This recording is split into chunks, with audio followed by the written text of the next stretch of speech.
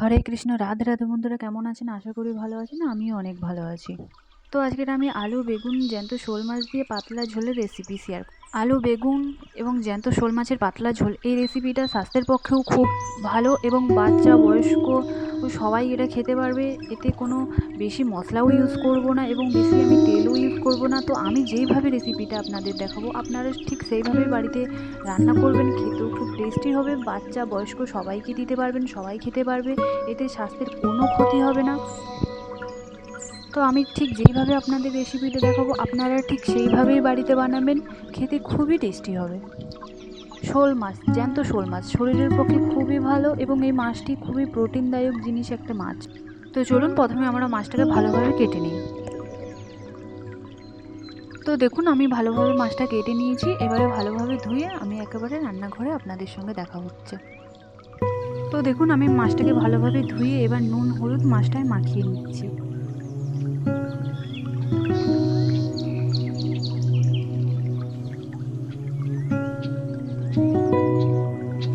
এবারে দিচ্ছি হলুদ।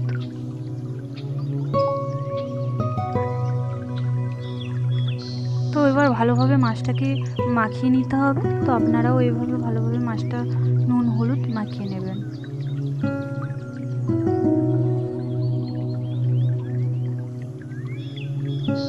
তো এবার চলুন আলু বেগুনটা কেটে নিই এবং এই রেসিপিতে যে যে মশলাগুলো আমি ইউজ করব সেগুলো রেডি করা যাক। তো দেখুন এখানে আমি একটা আলু আর একটা বেগুন নিয়েছি। তো আপনারা যেই পরিমাণে বানাবেন আপনারা সেই পরিমাণে নিয়ে নেবেন আলু আর বেগুন। তো আমি এই রেসিপিটা বানানোর জন্য আমি আলু আর বেগুনগুলো এইভাবে কেটে নিয়েছি, আপনারাও এইভাবে কেটে নেবেন। তো চলুন এবারে আমরা কি কি মশলা ইউজ করব সেগুলো দেখা যাক। তো চলুন এবারে আমরা কি কি মশলা ইউজ করব সেগুলো একবার দেখে নিই। এখানে নিয়েছি একটু আদা, একটা কাঁচা লঙ্কা, ধনে এবং জিরে। তো এখানে নিয়েছি আমি দুটো তিনটে রসুনের কোয়া আর পেঁয়াজ কুচি। আর লাগবে কিছুটা পরিমাণে কোচানো ধনেপাতা। তো চলুন মশলাগুলো এবার শিলনোড়ায় বেটে নেওয়া যাক।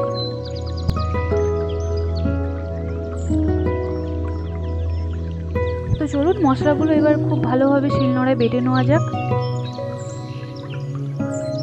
তো চলুন শিলনোড়ায় খুব ভালোভাবে মিহি করে বাটতে হবে। যত মিহি করে বাটবেন ততই রান্নার স্বাদ কিন্তু ভালো হবে।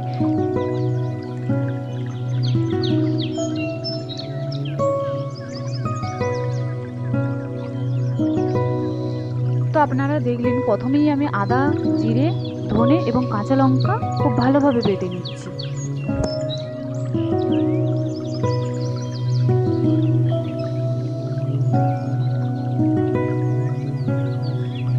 তো আমার খুব ভালোভাবে মিহি করে বাটা হয়ে গেছে। আদা, জিরে এবং গোটা ধনে এবং কাঁচা লঙ্কা খুব ভালোভাবে মিহি করে বাটা হয়ে গেছে। এবারে আমি বাটবো পেঁয়াজ এবং দুটো তিনটে কোয়া রসুন।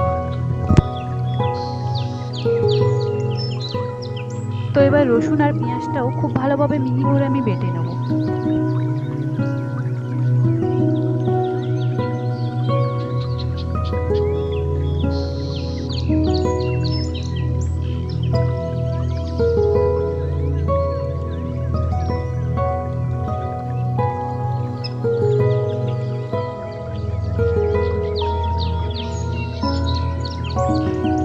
তো আমার রসুন এবং পেঁয়াজটা খুব ভালোভাবে মিহি করে বাটা হয়ে গেছে। এবারেও এটা আমি তুলে নিচ্ছি।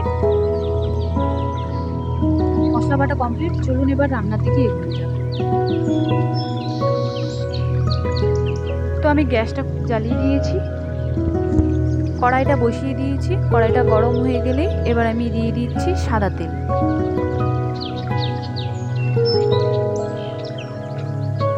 তো আমি কড়াইতে তেল গরম করতে বসিয়ে দিয়েছি। তো এখানে আমার যতটা মাছ লাগবে আমি ততটা মাছ নিয়ে নিয়েছি। তো আমার তেল গরম হয়ে গেছে, এবারে আমি মাছটা ভেজে নেব।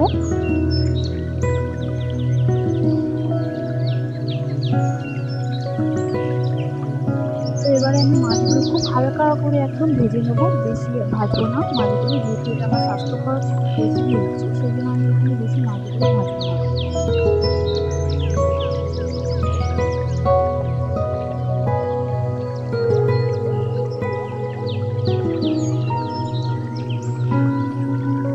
আপনারাও খুব হালকাভাবে মাছগুলো ভেজে নেবেন। বেশি ভাজবেন না।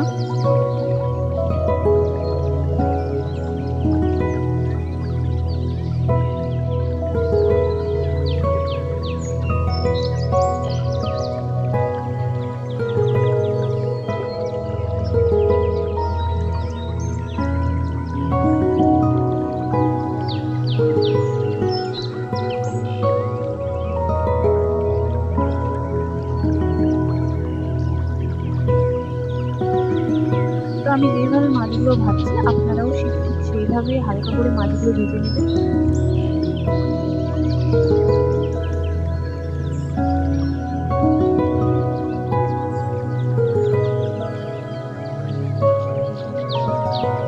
তো আমার মাছ ভাজা কমপ্লিট, এবারে আমি মাছটাকে তুলে নেব।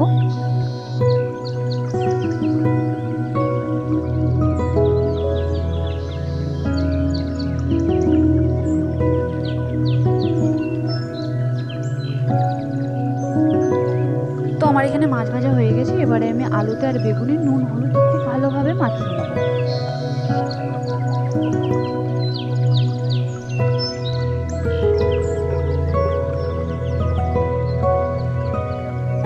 তো আলুতে আর বেগুনে নুন হলুদ মাখিয়ে নিলে আলুতে এবং বেগুনে খুব ভালোভাবে নুনগুলো ঢোকে।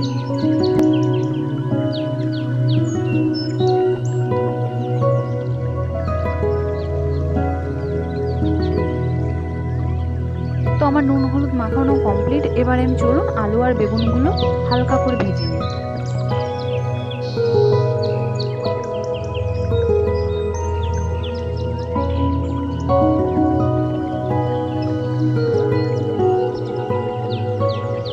এখানে আপনারা দেখতেই পাচ্ছেন আমি কিন্তু এক্সট্রা কোনো তেল আর ইউজ করিনি, যে মাছ ভাজার তেলটা রয়েছে ওই তেলেই আমি আলু আর বেগুনগুলো খুব হালকা করে ভেজে নেব।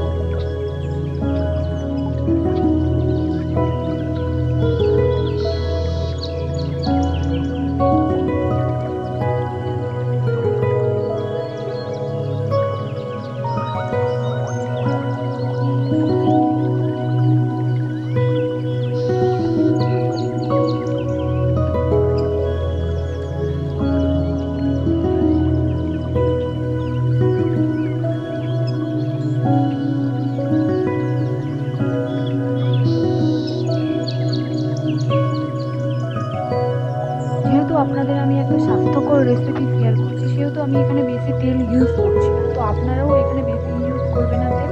যেই পরিমাণে তেলটা আপনারা মাছ ভাজায় দিয়েছেন সেখান থেকে অল্প তেল যদি নাও থাকে তাহলে অল্প একটু তেল দিয়ে আপনারা আলু আর বেগুনগুলো ভেজে নেবেন।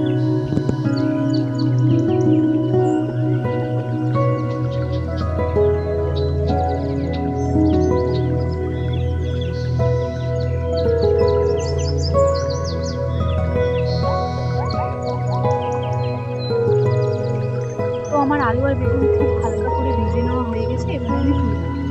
দেখতেই পাচ্ছেন আমি কিন্তু খুব বেশি লাল করে ভাজিনি, খুব হালকা করে আলু আর বেগুনগুলো ভেজে নেব।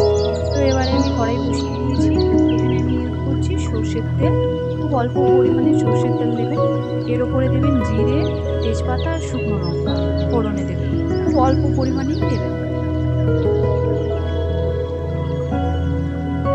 তো এবারে আমি কিছুটা পরিমাণে পেঁয়াজ কুচি এখানে ইউজ করছি। তো আপনারা চাইলে নাও ইউজ করতে পারেন, কিন্তু আমি এখানে রেসিপিটাকে আরও একটু টেস্টি করার জন্য আমি খুব অল্প পরিমাণে পেঁয়াজ কুচি ইউজ করছি। আপনারা চাইলে নাও ইউজ করতে পারেন। তো এবারে আমি দিয়ে দিচ্ছি বাটা পেঁয়াজ আর রসুন।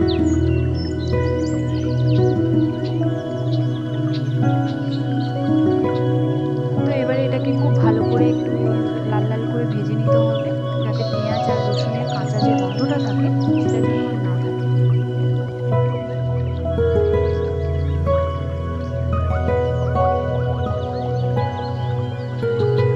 তো আমার পেঁয়াজ আর রসুন ভালোভাবে কষানো হয়ে গেছে। তো আপনারা দেখতেই পাচ্ছেন ওপর দিয়ে তেল ছেড়ে দিয়েছে।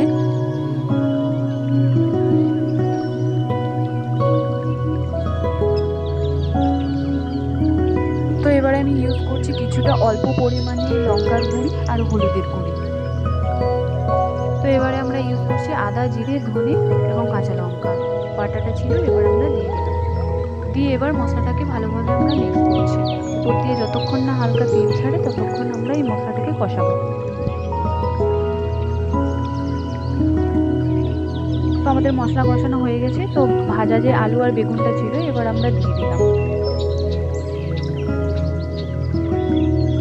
দিয়ে এবার মশলার সঙ্গে আলু আর বেগুনটা খুব ভালোভাবে মিক্স করে নিতে হবে। তারপরেই আমরা দিয়ে দিচ্ছি কিছু অল্প পরিমাণে নুন, স্বাদ মতো। তো আমার আলু বেগুন এবং মশলাটা ভালোভাবে কষানো হয়ে গেছে, তো এবারে আমি দিয়ে দিচ্ছি জল, কিছুটা পরিমাণে জল। জল দিয়ে কিছুক্ষণের জন্য রেখে দিতে হবে। তো আপনারা দেখতেই পাচ্ছেন তরকারিটা খুব ভালোভাবে ফুটে গেছে। তো এবারে আমি দিয়ে দেবো এর উপরে যে ভেজে রাখা মাছটা, ওই মাছটা এবারে এর উপরে দিয়ে দেবো। তো আমার আলু বেগুন খুব ভালোভাবে সিদ্ধ হয়ে গেছে, এবারে আমি উপর দিয়ে কিছুটা পরিমাণে কোচানো ধনেপাতা দিচ্ছি। এরপরে আমি দিচ্ছি মিট মশলা, খুব অল্প সামান্য পরিমাণে দেবেন আপনারা, চাইলে নাও দিতে পারেন, কিন্তু আমি একটু টেস্টটাকে ভালো করার জন্য আমি সেই জন্য খুব অল্প পরিমাণেই ইউজ করেছি, আপনারা চাইলে নাও দিতে পারেন। তো আমার রেসিপিটা কমপ্লিট, এবারে আমি নামিয়ে নেব। তো আমার রেসিপিটি নামানো হয়ে গেছে। তো আপনারা দেখলেন আমি খুব অল্প পরিমাণে তেল এবং মশলায় একটি স্বাস্থ্যকর রেসিপি নিয়ে আসলাম।